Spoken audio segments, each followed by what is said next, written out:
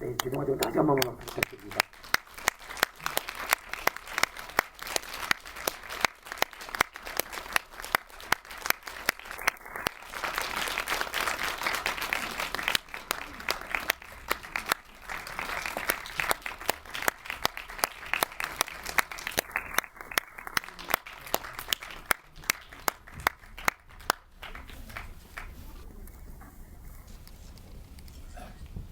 아, 예. 저기 영화를 보러 많은 분들이 오셨고, 저도 여기 앉아서 같이 좀 전에 영화를 봤고요. 너무 좋은 영화를 보여주셔서 감독님과 배우분들께 감사드립니다. 여기 오기 직전에 복만대 감독님하고 GV를 하셨다는 소문을 들었습니다. 같은 봉씨여서가 아니라 그분이 영화도 잘 찍으시지만 토크의 천재예요. 또 지금 전 오늘 나와서 또 모듈레이터를 해야 되는데 저의 토크 실력도 형편없고 비교당할 것 같아서 어떻게든 지지 않기 위해서 기사를 떨면서 최선을 다해보려고 합니다. 일단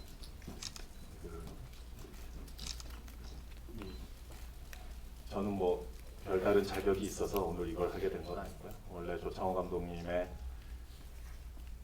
그게 벌써 10년 됐나? 피터팬의 공식 그 정말 인상적인 좋은 데뷔작이었는데 그때부터 팬이었고 또 뭐 감독 조합 등등 뭐 이런저런 데서 뭐 오가면서 만나기도 했었고 또 좀 전에 영화 엔드 크레딧에 이제 도움 주신 분의 자랑스럽게 제 이름을 올라야 했는데 뭐 별건 아니었고 그때 시나리오를 이 영화의 시나리오를 보고 한번 모니터 리뷰를 부탁한다고 했었잖아요. 그게 벌써 한 2년 전인가?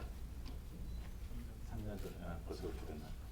네, 그래서 그때 뭐 읽고 서로 상의를 하고 뭐 여러 가지로 악전고투를 하면서 조창호 감독이 준비를 하고 있었어요. 그래서 그때 기억이 생생한데 그래서 오늘 뭐 제가 도와드린 거는 뭐 없지만 그래도 보면서 왠지 뿌듯하달까? 예, 이렇게 아름답게 완성된 영화 보니까 저도 왠지 기분이 묘하고 예. 그나마 그것이 이제 제가 오늘 이 자리에서 이런 것을 진행하고 있는 약간의 자격이랄까 그런 거예요. 저나 조창호 감독이 여기서 자꾸 얘기를 해봤자 뭐가 재밌겠어요. 멋진 배우분들이 오셨는데 특히 또 영화가 거의 엄청나게 이 두 배우분들한테 의지하고 있잖아요. 예, 그래서 일단 배우분들한테 뭐 궁금한 게 되게 많고 또 보면서 느낀 것도 많고 해서 배우분들한테 제가 먼저 얘기를 해도 되겠죠. 예, 좀 쉬세요. 좀 상투적인 질문부터 하고 싶어요. 그러니까 뭐 감독이나 시나리오 작가, 뭐 감독 입장에서 시나리오를 써서 준비해서 배우에게 이제 보내고 또 그 뭐 어떻게 반응이 올까 그걸 기다리고 그런 입장이지만 배우 입장에서는 반대인데 우리 예지 씨나 재욱 씨께서는 처음 시나리오 받았을 때 어떤 느낌이었는지 그게 되게 궁금해요. 그리고 이 출연하기로 결심하기까지 뭐 여러 가지 고민들이 있었을 거 아니에요. 아 이런 것 때문에 꽂혔다. 이것 때문에 꼭 하고 싶다. 근데 이런 건 또 너무 걱정된다, 두렵다, 뭐 이런 게 뒤섞여 있을 것 같아요. 배우 입장에서는. 그래서 우리 예진님부터 한번. 네, 우선 흰새 앞서 인사 먼저 드릴게요. 흰새 정원 역을 맡은 소혜지입니다. 말씀 감사합니다. 우선은 저는 감독님 시나리오를 처음 받아보고요. 제일 와닿았던 거는 제 상황과 비슷하다라고 생각이 들었어요. 그게 무슨 뜻이냐면 이 영화 자체의 내용이 우리들의 삶 속에 있는 경험하는 내용들이잖아요. 제가 아버지한테 뭐 그런 행동이나 뭐 그런 걸 당했다는 게 아니라요. 보면은 저도 저 때문에 사적으로 힘든 일이 있었겠고, 근데 그 분위기에 맞춰서 작품을 봤을 때는 꼭 내가 하고 싶다는 게 너무 꽂혔었던 것 같아요. 와닿았고요. 그리고 무엇보다 시나리오상에 정말 1도 의심을 안 했던 게 와닿고요. 감히 완벽하다고 말씀드리고 싶던 시나리오여서 마음이 와닿던 것 같아요. 보자마자 이건 굉장히 우울하다, 아프다기보다는 내가 하고 싶다라는 게 먼저 끌렸고요. 그래서 선택하게 됐습니다. 근데 또 감독님을 보자마자 감독님도 저를 그냥 정원으로 이렇게 이입하셔가지고 먼저 인사를 하시는 것 같아서 뭔가 서로 통했던 것 같아요. 네. 네, 재욱 씨는. 네, 저도 먼저 인사드리겠습니다. 그 예지 배우님을 저기 매길라 그러는 건 아니고요. 이 치마를 입고 계셔가지고 앉아서 인사하는데 저는 대표에서 제가 일어나서 인사드리겠습니다. 네, 다른 길 있다에서 한수환 역을 맡은 김주혁입니다.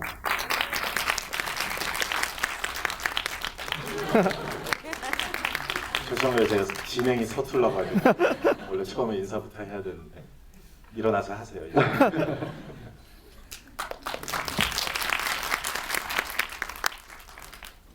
먼저 이 시나리오를 읽고 바로 이제 출연을 결정하게 된 경위를 말씀을 드리면은 제가 이제 배우로서 여러 가지 작품을 지금까지 해왔는데 늘 좀 제가 갈망하고 기다리는 영화라든가 뭐 그게 드라마가 될 수도 있고 연극이 될 수도 있고 뮤지컬이 될 수도 있겠지만 그 모든 극에는 어떤 기본적인 그 작품의 톤앤 매너라는 게 존재를 하잖아요. 희노애락을 표현하는 데 있어서 이제 연출가와 그 배우가 함께 만들어가는 그 밸런스가 있는데 제가 늘 원하고 갈망하는 그런 톤앤 매너 또는 그 영화에서 메시지를 전하고자 하는 그 결 자체가 확 와닿거나 내가 하고 싶은 작품을 여태까지 못 만나왔었던 게 사실이에요.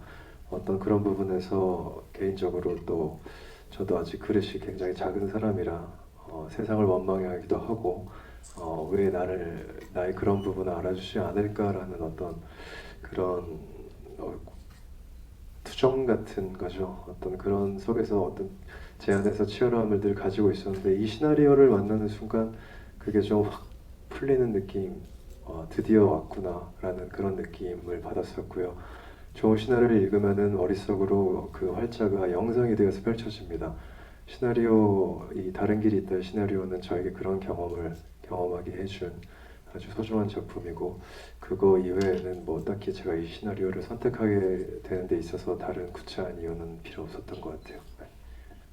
배우 두 분들이 되게 이렇게 입장이 이미 예나 지금 확고하신 것 같아요. 그러니까 조창호 감독님께도 이제 인물들에 대해서 여쭤본 게 많지만은 저도 이제 보면서 느꼈던 것이 두 분이 뭐 사실 영화가 이번이 처음은 아니잖아요. 그 사도에도 나오셨고 뭐지 그 덕혜 공교롭게 두 분 다 사극을 하셔가지고 처음에 이렇게 포스터 보면서 아니 뭐 되게 현대적 일상적인 요즘의 모습이어서 이 어떤 느낌일까 또 시나리오를 봤기 때문에 와 저런 선남선녀가 자살을 하다니 자살하러 만난 남녀가 저렇게 선남선녀의 확률은 몇 프로나 될까 뭐 이렇게 그런 이상한 조잡한 생각을 하면서 왔는데 영화가 딱 시작되자마자 저도 한 10초 만에 그냥 순식간에 설득이 돼버렸어요. 그래서 되게 이 느낌은 뭐지? 그래서 배우들이 갖고 있는 확신이나 뭐 또 창호 감독님이 어떤 연출에 어떤 손길이 있었겠지만 되게 그 영화가 시작되자마자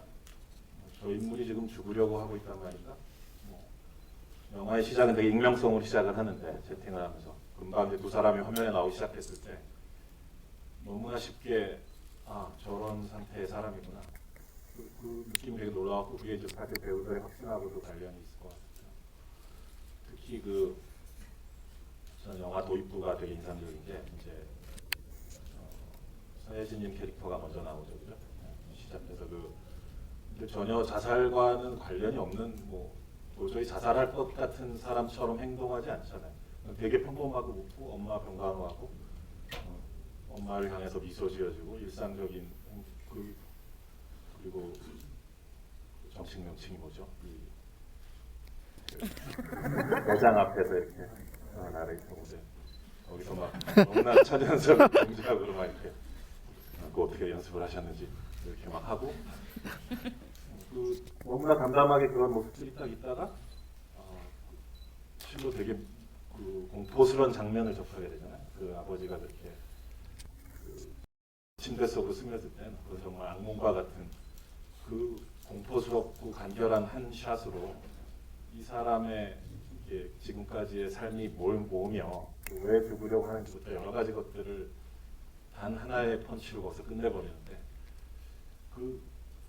그런 것들을 그러니까 나는 자살하려고 하는 사람이에요 라는 식으로 뭔가를 표현하려고 하지 않았던 거죠. 초반부에 저는 그런 것들이 오히려 더 서늘하고 되게 무섭게 다가왔고 인상적이었고요. 재욱 씨 같은 경우는 이런 말해서 죄송한데 처음 화면에 이제 경찰 옷을 입고 나올 때부터 어머 저 사람 당장 죽을 것 같아. 관상을 말씀드린 게 아니고 그렇게 잘 표현을 하신 거죠 얼굴이. 근데 그것이 이제 영화 마지막에 보면은 정작 죽으려고 했는데 안 죽고 그 병원에 살아있는 얼굴 클로즈업이 탁 나오잖아요.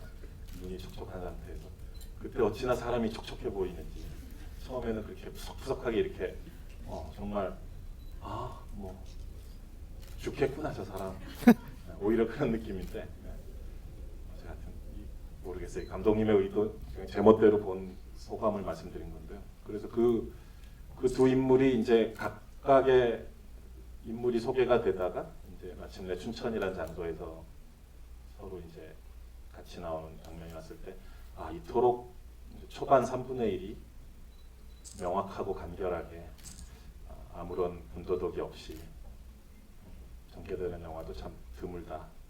참 효율적이고 경제적이면서도 간결하면서도 아름답다. 그리고 낭비된 장면이나 씬들이 없다.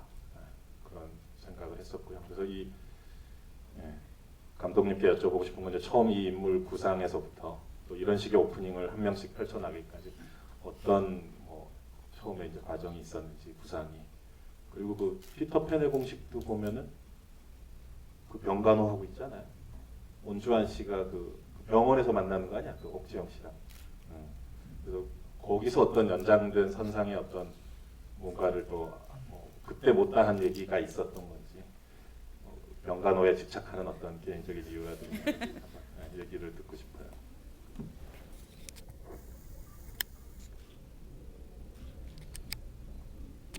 뒷부분부터 얘기하면 병간호에 집착하는 부분에서는 제가 이 영화를 본 이제 사적 관계로부터도 피터팬의 공식 똑같이 떠올리면서 질문을 받았는데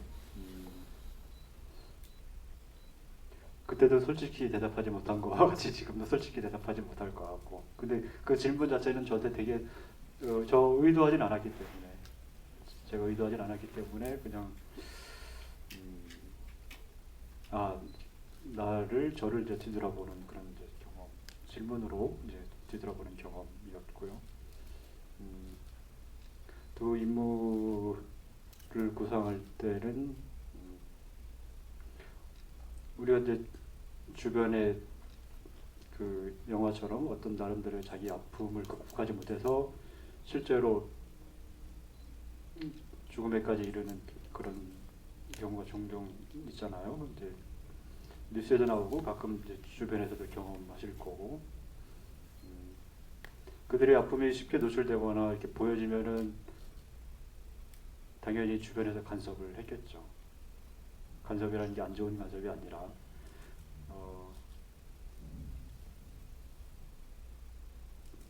본인들이 본인들이 얼마나 힘들고 그런지는 모르겠지만 쉽게 그것이 노출당하면 좀 거짓말인 거죠. 가족도 직장에서도 그 사람의 아픔을 잘 모르니까 그걸 혼자 앓고 있을 수밖에 없으니까 그런 선택, 그런 과정으로 가겠죠. 그런데 예지 씨가 맡은 정원 같은 경우에는 이제 손목에 아들을 가지고 한번 그런 과거의 경험처럼 실패했지만 실패라는 이름이 적당하진 않은데 그런 경험을 가지고 있잖아요. 그래서 오히려 지금 더 겉으로 보기엔 좀 더 안정적으로 보이는. 그래서 지금 결심한 건 좀 더 검은새에 비해서는 좀 더 확고해 보이는. 그래서 겉으로 더 오히려 드러나지 않는 그렇지 않을까 그런 식으로 이제 생각을 했고요. 재욱 씨가 맡은 검은새 그리고 수환이라는 인물은 어쩌면 정원이 한번 지나간 그런 부분의 어떤 과정에 지금 있지 않았나. 그래서 그 흔들림이, 그러니까 자기가 그렇게 연기를 한 것이 아니라 그 흔들림이 그래도 조금 그 불안함이 노출당할 수 있는, 그러니까 이유가 명확진 않다 하더라도 현재 살고 있는 그런 부분이 노출당할 수 있는 경우가 있을 수 있겠다. 아마 본 감독님은 그런 부분 바로 이제 느껴셨던 것 같고요. 예. 그리고 피터팬의 공식의 연장을 말씀하셨는데, 그 안에 두 가지 생각이 다 있었던 것 같아요. 사실 그 피터팬의 공식을 예전 진짜 10년 전에 만들었을 때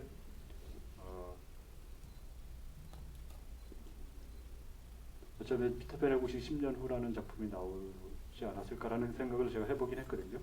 근데 이 작품 만들면서는 좀 그거하고는 이별하는 작품을 만들어야지, 그거를 연상되지 않았으면 좀 좋겠다, 이런 마음 좀 컸습니다. 반대였군요, 오히려. 네. 그 김재욱 씨의 그 캐릭터를 보면 참 재밌는 것이, 그 제멋대로 해석을 하자면 뭐 이렇게 뭐 인간에 대한 예의랄까, 그런 거를 지키려고 갑자기 그 음주운전한 사람 그냥 봐준 걸 가지고 나름의 막 의미를 부여하잖아요. 명예에 대해서 얘기하고 자존심에 대해서 얘기하고. 그랬더니 그 사람이 이제 사고를 치고 나서 거의 어떤 최악의 모습을 보여주잖아요. 인간 쓰레기의 어떤 그런 식으로, 그러니까 의도와 결과가 되게 다른 사람인 것 같은데, 근데 이제 그 뭐지, 몰래 카메라 달아달라고 했던 여고생에게 이제 뭐 그 본인 얘기일 거 아니에요. 또 자기 어렸을 때 아마도, 네, 상투적으로 해석하자면 그때도 의도와 결과가 달랐을 거고, 그 엄마가 그렇게 자살하기까지. 그래서 저는 그 인물의 남자 주인공의 어떤 마음은 그런 또 인간에 대한 예의를 지키려는 사람이고, 또 되게 순진하게 사람을 잘 믿더라고. 뭐 스님은 스님이라고 생각하고 음주운전한테도 그렇고. 그래서 그런 사람이 사실 살아가기 되게 힘든 세상인데, 그래서 저의 멋대로 상상은 그랬어요, 그 인물에 대해서. 근데 감독님과 우리 배우 두 분은 어떻게 서로 얘기를 하셨는지, 그 자살하는 이유가 뭐예요? 이런 아주 원초적인 첫 질문을 하지 않았을까요? 만났을 때 재욱 씨가 어땠었어요?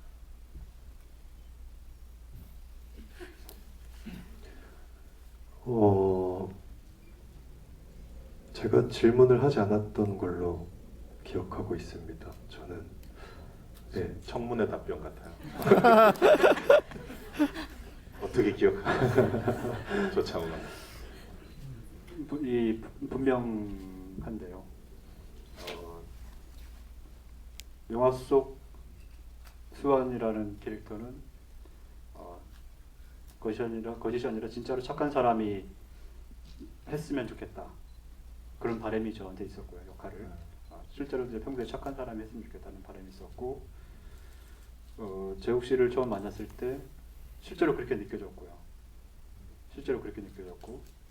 그런데 굉장히 제가 이제 다행스러웠던 것은 왜 죽냐라고 묻지 않는 거예요.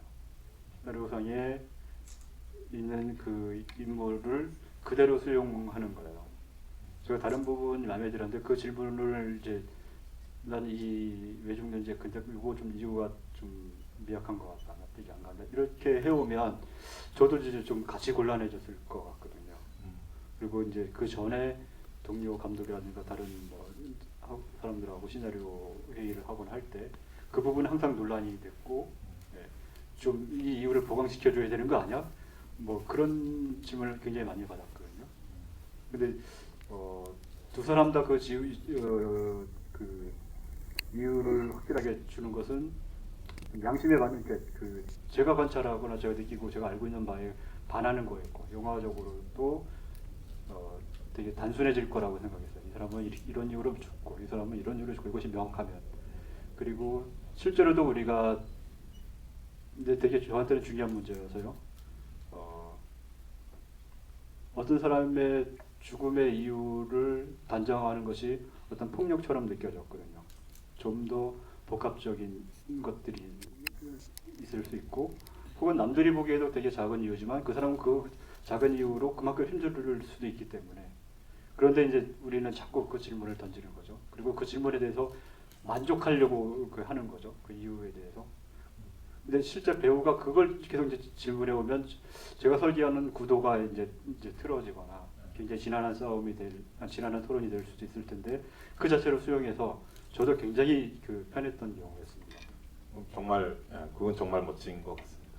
사실 배우가 이 질문만은 하지 않아줬으면 하는 그런 거 있잖아요. 우리 감독들은 다 공감할 거예요. 여기 뭐 영화 찍으신 분들도 계시고 그럴 텐데 이 질문만은 하지 말아줬으면, 이건 그냥 이미 서로가 다 공감하고 있었으면 하고 바라는 게 있단 말이에요. 근데 그거를 처음부터 이렇게 알고 있었던 것 같은데, 그래서 되게 그런 건 되게 멋진 것 같고, 물론 뭐 다 원인과 결과가 있고 뭐 목적이나 이유가 있지만 사실 안 그런 게 많잖아요, 우리 삶에서. 근데 우리는 사실 그냥 억지로 그걸 이해하려고 든다 뿐이지, 사실은 모호하고 복잡하고 어중간하고 애매하게 뒤범벅된 게 삶이고, 감독들은 또 그런 거를 표현하고 싶을 때가 많은데 배우가 그 자체를, 그 모호함을 그 자체로 받아들여 준다는 건 정말 축복이죠. 일례로 그 알프레드 히치콕은 나는 고백한다라는 영화 찍을 때 몽고메리 클리프트랑 엄청 싸웠어요. 나와서 신부님 역할인데 교회 문을 나오면서 저쪽 건너편 교회의 십자가를 보라고 주문을 했는데, 몽고메리 클리프트가 계속 캐묻는 거예요. 왜 내가 저 십자가를 봐야 되냐. 그래서 나중에 히치콕이 열받아서 다음 커트에 저 십자가 인서트를 넣어야 되니까 제발 보라고. 끝까지 왜 무슨 감정 때문에 내가 저 십자가, 그래서 그 두 번 다시 영원히 작업을 하지 않았다고는 해요. 몽고메리는 히치콕을 욕하고 히치콕은 또 몽고메리가 답답했다고 그러는데,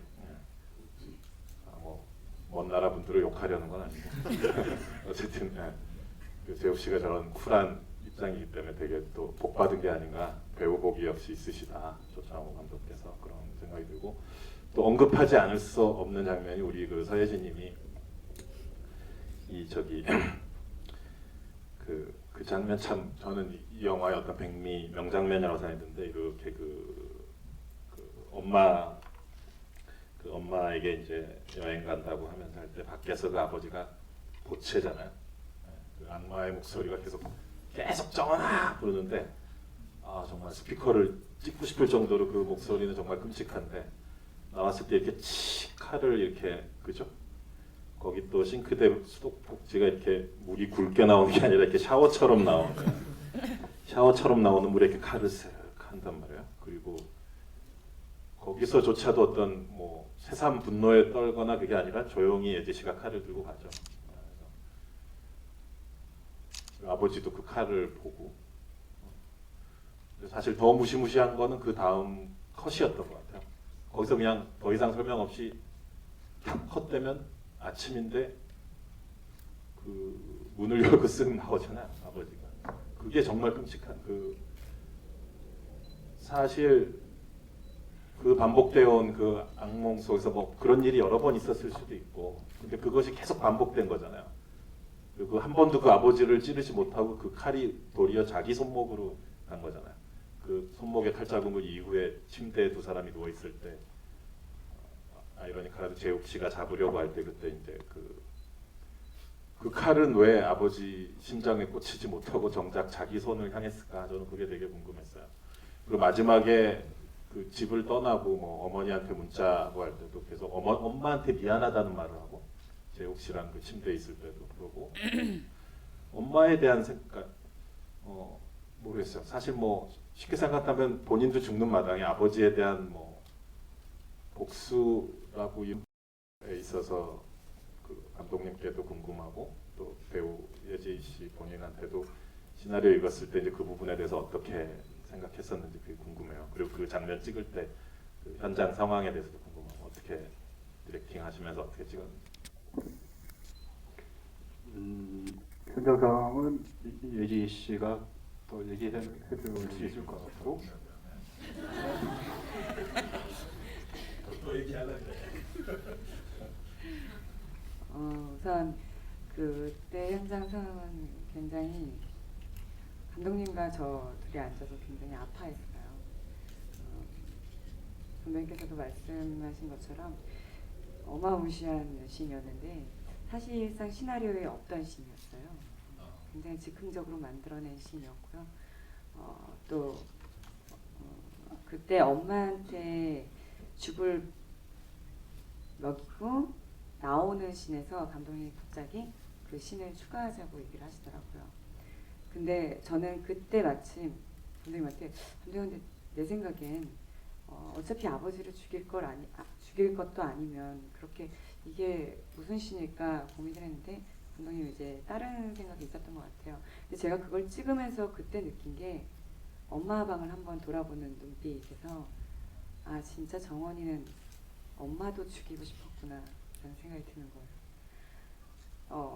정말로 윤리적인 태도에서 벗어난 이야기지만 정원이 입장에서는 어렸을 때부터 그런 일을 당했고 근데 육체적인 죄책감 때문에 엄마한테 미안했고 하지만 그런 누워 계신 엄마 때문에 오히려 내가 그 일을 당했다는 생각에 엄마도 자극적으로 그렇게 하고 싶었던 마음이 컸던 것 같고요. 실제로 아빠라는 존재를 보는 순간은 정말 내가 약하다는 모습을 보여줬던 것 같아요. 찌르지 못하는 그 순간순간. 그래서 정원이는 그 순간에 눈빛으로 엄마도 죽였고 이미 아버지도 죽였다고 저는 그렇게 촬영을 했고 네. 그런 장면에서의 그 얼굴, 눈빛, 표정, 연기 이런 것들은 사실 쉬운 게 아니잖아요. 너무 뭔가를 드러내서도 안 되고 그렇다고 또 무슨 밥 먹으러 가는 것 같은 평범한 얼굴일 수도 없고 그래서 감독님하고 어떻게 얘기를 하셨는지 그 얼굴 자체나 눈빛에 대해서 무슨 디렉팅 주셨어요? 그냥 급하게 씬을 새롭게 만들고 그냥 던져주고 만 거예요? 아니면 이번엔 얘기해도 되나요?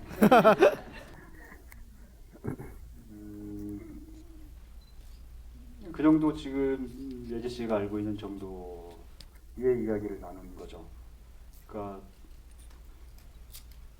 아버지를 찌른다고 일단 찌를 만한 성품이 아닌 것일 거고 배우가 주인공이 찌른다고 해결될 문제가 아닌 거죠. 왜냐하면 아버지와 여태까지 밤에 이루어졌던 일 자체가 없어지는 건 아니니까 하면서 느꼈던 것이 사라지는 건 아니니까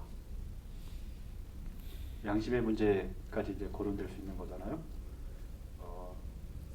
그리고 말씀대로 엄마가 누워있지 않은 사람이라면 아버지의 어떤 폭력으로부터 다른 선택을 할 수도 있었겠죠. 그러니까 엄마와 아버지 두 사람을 향할 수 있는 칼이 될 수 있는 거고 두 사람 다 찌르더라도 사실은 해결되지 않은 문제가 여전히 양심이라든가 윤리의 문제에 대해서 남는 거고 이 부분 정도를 같이 대화 나누면서 이제 그 정도의 굉장히 그 뭐랄까 하나밖에 없는 하나의 선이라고 표현할까요? 그 부분을 서예지 씨가 표현해 주신 거죠. 척 같은 긴장감이 흐르면서도 되게 섬세한 장면이었던 것 같아요. 그런데도 사실 칼을 그냥 무릎 옆에 들고 있는지, 이 정도 들고 있는지, 뭐 그런 거에 따라서도 모든 느낌이 엄청 달라지잖아요. 그래서 정말 영화의 어떤 백미였던 장면이 아닌가 생각 들고, 그런데 그 바로 다음 장면에 이제 아침이 되고 아버지가 이렇게 뭐 해라 하고 나가면은 거기 바로 연이어서 프라이팬하고 그 같은 장면이죠, 같은 샷이죠. 프라이팬이랑 그 뭐라 그러죠, 촛불에 이렇게 하는 거, 그 명칭이 있는데 정치가 어쨌든 뭐 그거를 또 이렇게 되게 덤덤하게 무슨 뭐 소풍 갈 때 브루스타 챙기듯이 그거를 툭 이렇게 들고 나온단 말이에요. 그래서 야, 참 조창호 감독 잔인한 사람이다. 그러니까 그 아버지를 또 그렇게 그냥 쓱 평소 아침처럼 보내고 이 여주인공은 또 그거를 덜그럭 마치 그냥 어디 그냥 근처 동네 뭐 목욕탕 가듯이 뭐 수건이랑 타월 뭐 수건이랑 비누 챙기듯이 그냥 자기 죽기 위한 거 아니야. 그 프라이팬에 그 라이터가. 그걸 덤덤하게 롱샷으로 찍고 있는데 야 참 조창호 감독님의 어떤 그 간결하면서도 파워풀한 연출의 힘 같은 것들이 참 그런 샷에서 보면서 되게 그 감탄스럽고요. 특히 근데 또 재밌는 것은 뭐 이 영화의 결말 지금 저희가 시간에 쫓기고 급하게 좀 결말부로 달려가 보면 뭐 누구는 죽고 누구는 살고 뭐 둘 다 죽냐 둘 다 사냐 뭐 이게 중요한 것은 아니지만 어쨌든 뭔가 우리가 공감할 수 있는 엔딩이었다고 생각이 들고 좀 더 조잡하게 여쭤보자면 그 자살에 성공하는 사람이 아무도 없네요. 그 SUV에 타고 나타났던 그 세 명의 난 그게 신기한 게 아무 설명이 없어도 그 세 명이 딱 화면에 나오면 아 쟤네 자살하러 가는 이마에 쓴 것도 아닌데 그런 건 어떻게 연출하는 거예요? 비법을 좀 얘기해. 딱 보면 1초 만에 아저씨 둘에 애 하나인데 어떻게 그런 걸 전달하지? 그걸 딱 보고 알 수 있는 봉준호 감독님이 대단하다는 생각을. 다 아셨을 거예요, 그렇죠? 다 알았죠.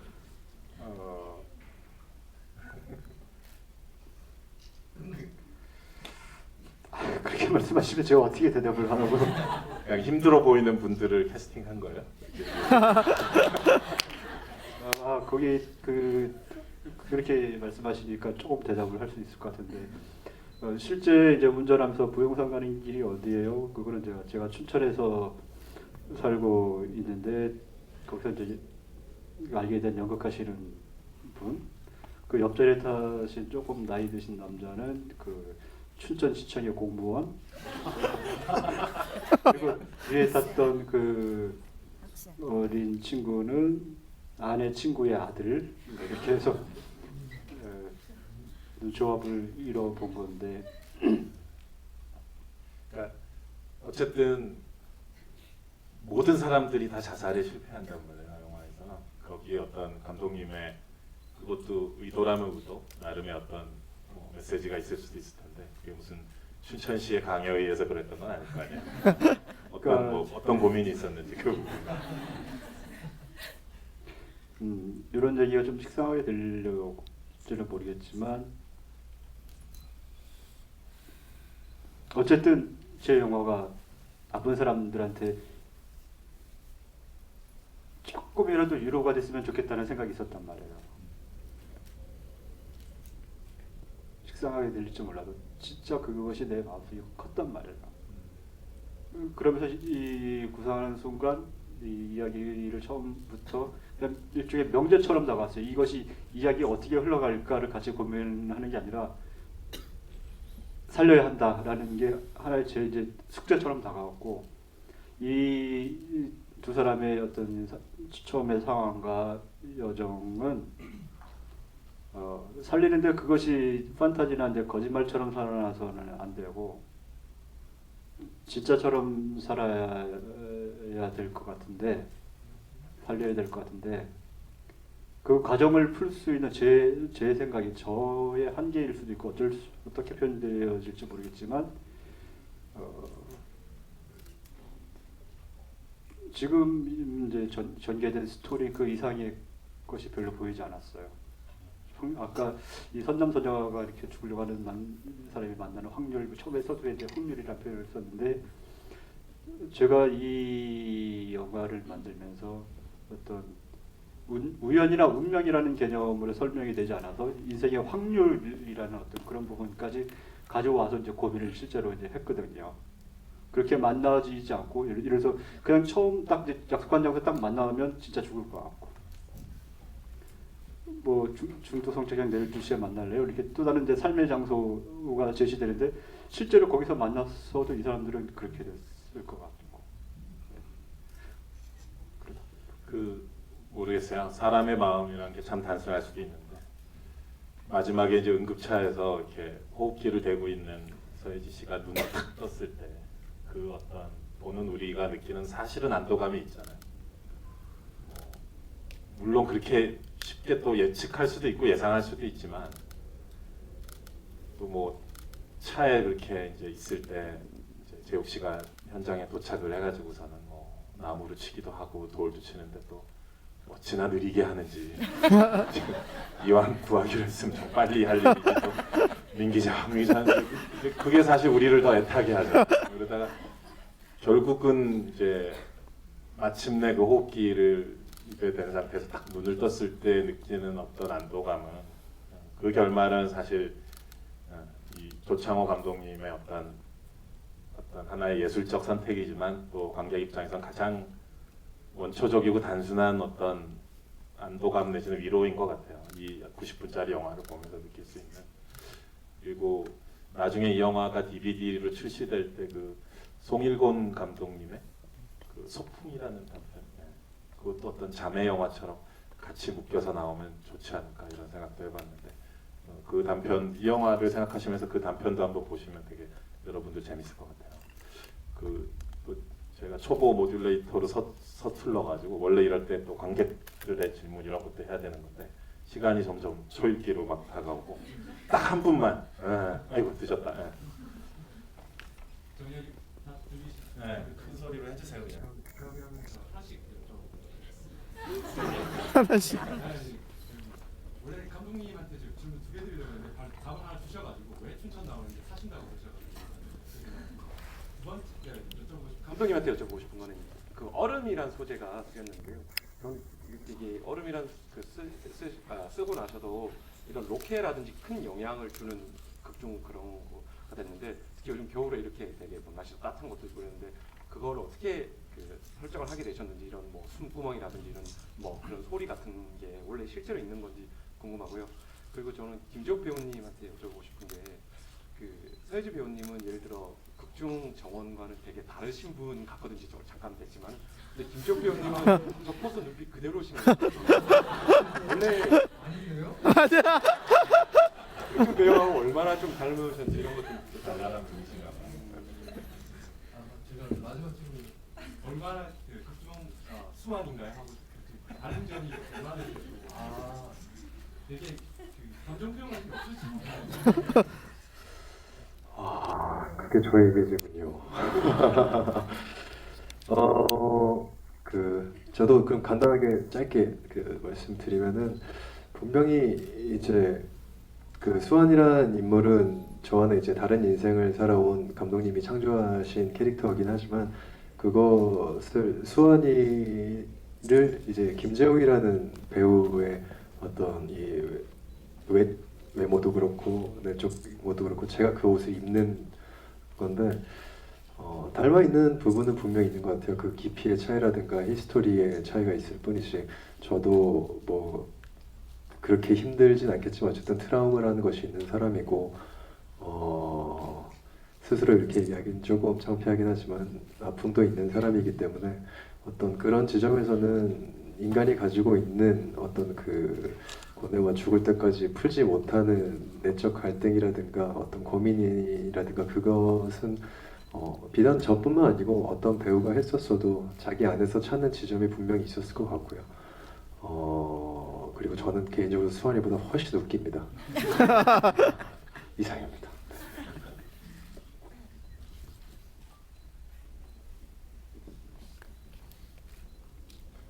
얼음은 제가 어릴 때도 좀 많이 올라가 봤고 얼음 숨소리라든가 뭐 그럴 때 울리는 그 자연음, 실제 자연음인데 그런 얼음 숨구멍이라든가 얼음 숨소리에 대해서는 익히 이제 알고 있었고요. 근데 짧게 말씀드려야 될 것 같은데 시간상 그 개인적인 그 경험으로 제가 실제 얼음 위에 어떻게 하다가 이제 그런 호수 강이나 그런 얼음 위에 누웠었을 때 당시에 이제 자꾸 뉴스에 나왔던 이런 이제 동반 자살 사건의 어떤 그런 인물들이 저한테 그 생각이 났고 제가 살고 있어서 춘천이 아니라 물론 그런 것도 영향이 있겠지만 우리의 두 주인공이 지금 현재 겪고 있는 삶이 위태위태한 그 얼음 위를 걷고 있는 그런 모습과도 닮아 있다고 생각을 했는데 춘천이라는 도시는 설문조사에 한국에서 가장 살고 싶어하는 도시 1위로 뽑히는 곳이에요. 그러니까 세계 마지막을 생각하는 사람이 거기에 모여든다는 것이 일종의 어떤 아이러니 아닐까, 긴장감 같은 것도 좀 주는 것 같고, 그리고 또 거기에 이렇게 커다란 긴 호수가 있으니까 겨울이 되면 이제 얼음이 얼었을 때 구상했던 곳을 옮기기에는 적당한 장소가 아니었을까 그런 생각을 했습니다. 예, 예. 주최 측이 제지를 하지 않는 건데요. 한 분만 더 하고 제가 마무리하겠습니다.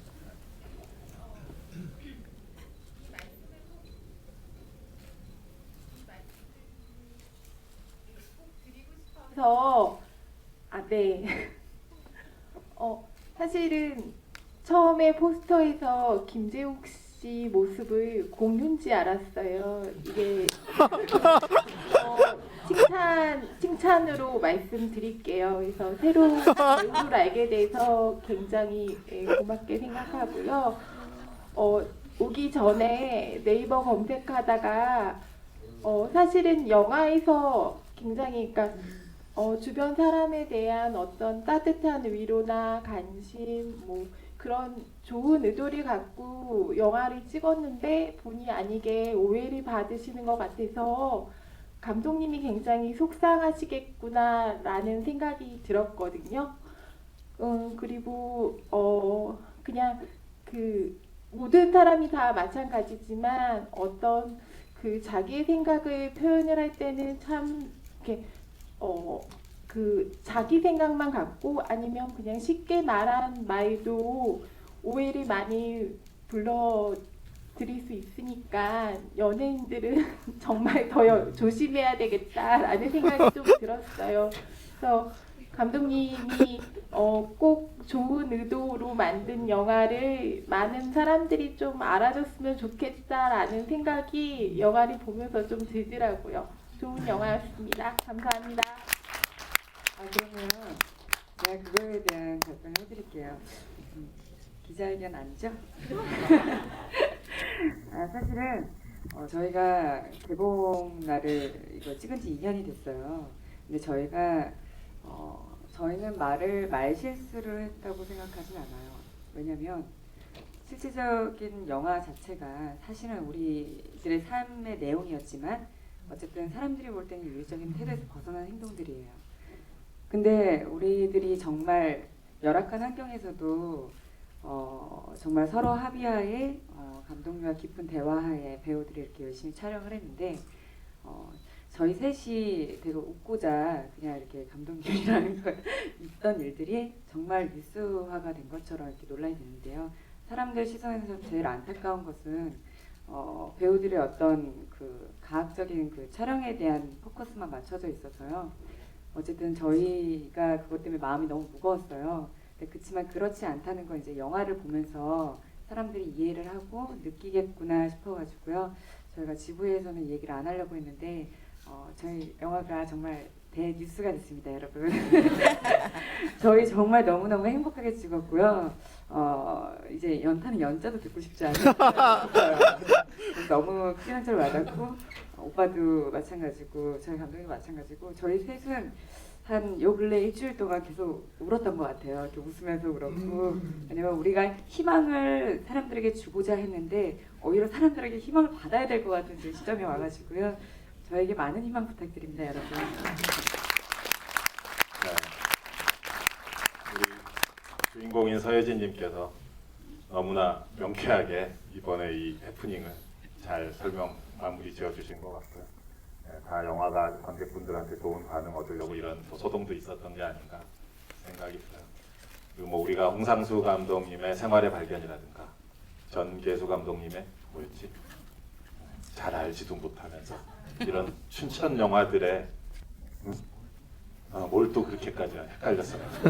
그런 춘천 영화들이 좀 있었지만 진정한 춘천 영화의 최강자로 등극하는 그런 순간이 아닌가. 정말 춘천에 사시는 감독님만이 찍을 수 있는 그런 영화였고 또 그런 영화에 또 너무나 훌륭한 두 배우님들이 영화를 빛내주신 것 같고 모르겠어요. 뭐 그 많은 감독님들이 많은 영화를 만들지만 또 이렇게 조용하고 침착하게 인물들을 설득하고 무슨 종이에 물이 스며들듯이 어떤 감정을 우리들을 젖어들게 하는 영화들이 점점 귀해져 가고 있거든요.